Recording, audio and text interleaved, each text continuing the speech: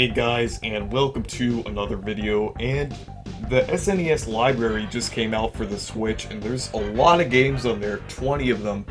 And you may have a hard time deciding what game you're gonna play, but in this list I'll tell you 5 games that you should play on the SNES online app. And these don't include Super Mario World, The Legend of Zelda: Link to the Past, Super Metroid, or Star Fox, because those are the big 4 games.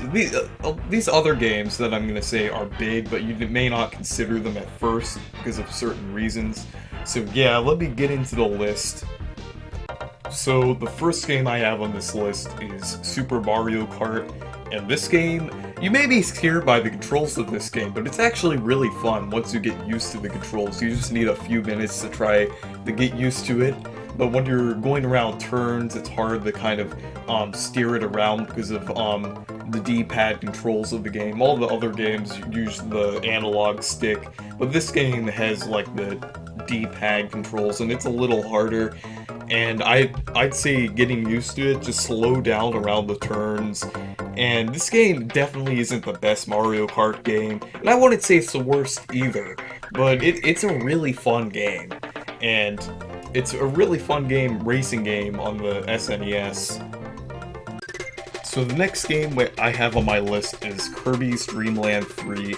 And you may not play this game because you're like, oh, there's other Kirby games like Kirby Superstar and stuff like that. Well, that's not on the service yet, but there's also like Kirby's Dream Course and stuff like that. And then Kirby's Adventure over on the NES games. But it's actually a really fun game, and I wouldn't say it's as good as Kirby Superstar, but this is one of the most underrated Kirby games, along with Kirby 64.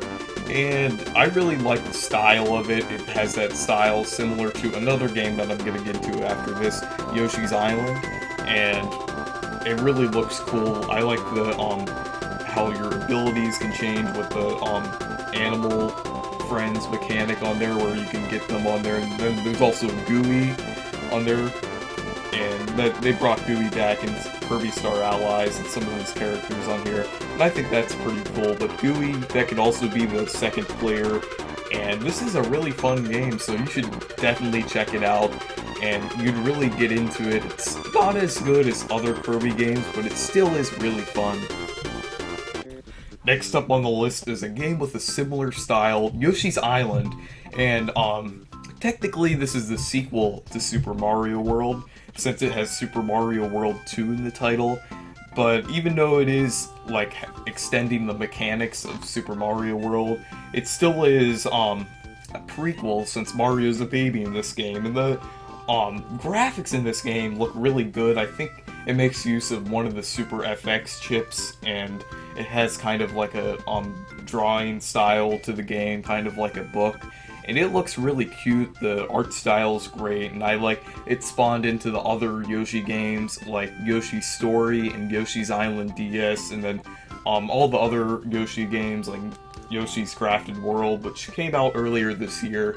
And Yoshi's Island is really fun, and I like how it makes use of the Yoshi eggs, which you can throw at enemies, and it's a completely new platforming style where you can like eat the enemies and get the eggs from it, and it's really fun.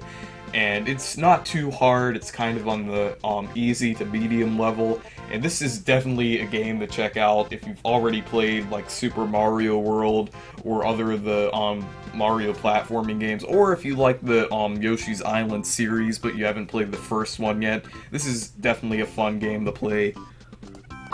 Next up on the list is FZero, and this is a really fun racing game, and I feel like it's a little easier to get into than Super Mario Kart. It's a little different feel. It is using the Mode 7 graphics, kind of like the Super Mario Kart. This came out a year earlier, around the time the SNES came out, and it's a lot faster, the racing game, and you have to go around the track, kind of similar to how Mario Kart is.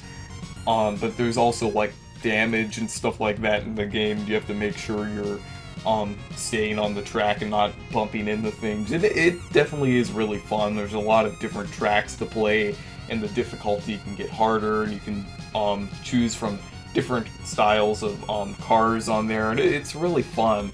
So you should definitely check this out if you like other racing games and you kind of want to take a break from Mario Kart. And here, the final game I'm going to show on this list is another racing game.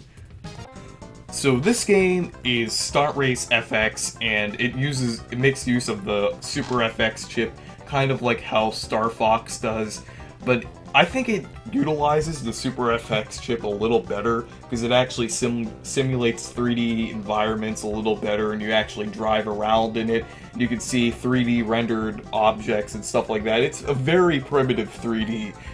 Nothing like Super Mario 64, but like more along the lines of Star Fox. But it's actually a little better than Star Fox, I'd say. The 3D graphics are a little better. There's a little more polys on screen, and it renders really well, and the frame rate's actually not bad on the game, and it is a really fun racing game. Also, it like controls really well, and it's really fun. It's a 2-player game also, and there's like battle mode and stuff like that, and it's just about as big as Super Mario Kart with all the content. I'd say a little bigger, but it's actually a really fun game, and you should definitely check this out. So yeah, thank you guys for watching this video, and I'm really glad that Nintendo added all these Super Nintendo games to the Switch, and it adds to the amount of games that are on the Switch, and it also adds a lot of new experiences that aren't on the Switch yet, and a lot of fun games.